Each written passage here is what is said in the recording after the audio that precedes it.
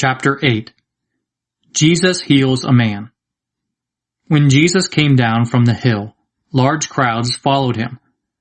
Then a man suffering from a dreaded skin disease came to him, knelt down before him, and said, "Sir, if you want to, you can make me clean."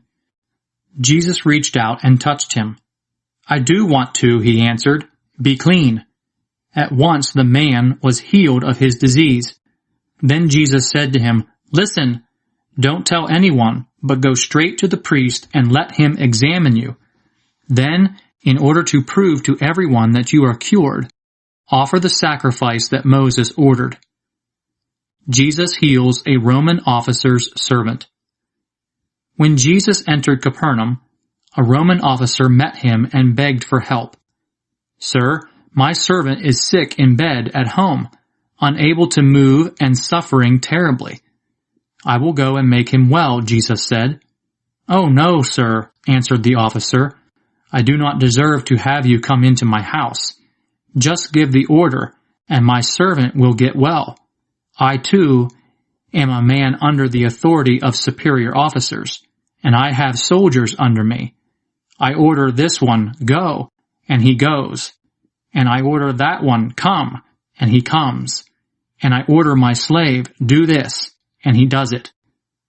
When Jesus heard this, he was surprised and said to the people following him, "I tell you, I have never found anyone in Israel with faith like this. I assure you that many will come from the east and the west and sit down with Abraham, Isaac, and Jacob at the feast in the kingdom of heaven.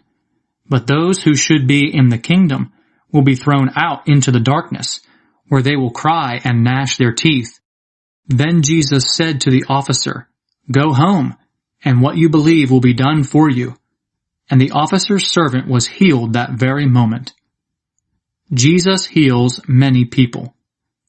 Jesus went to Peter's home, and there he saw Peter's mother-in-law sick in bed with a fever.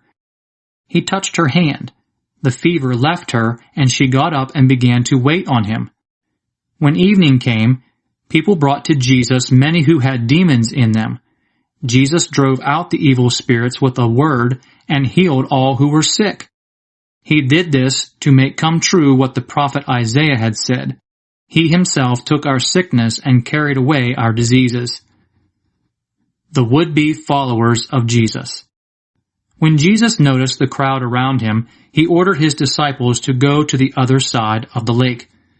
A teacher of the law came to him. "Teacher," he said, "I am ready to go with you wherever you go." Jesus answered him, "Foxes have holes and birds have nests, but the Son of Man has no place to lie down and rest." Another man, who was a disciple, said, "Sir, first let me go back and bury my father." "Follow me," Jesus answered, "and let the dead bury their own dead." Jesus calms a storm. Jesus got into a boat, and his disciples went with him. Suddenly, a fierce storm hit the lake, and the boat was in danger of sinking. But Jesus was asleep. The disciples went to him and woke him up. "Save us, Lord," they said. "We are about to die." "Why are you so frightened?" Jesus answered. "What little faith you have." Then he got up and ordered the winds and the waves to stop, and there was a great calm. Everyone was amazed. "What kind of man is this?" they said. "Even the winds and the waves obey him." Jesus heals 2 men with demons. When Jesus came to the territory of Gadara, on the other side of the lake, he was met by 2 men who came out of the burial caves there.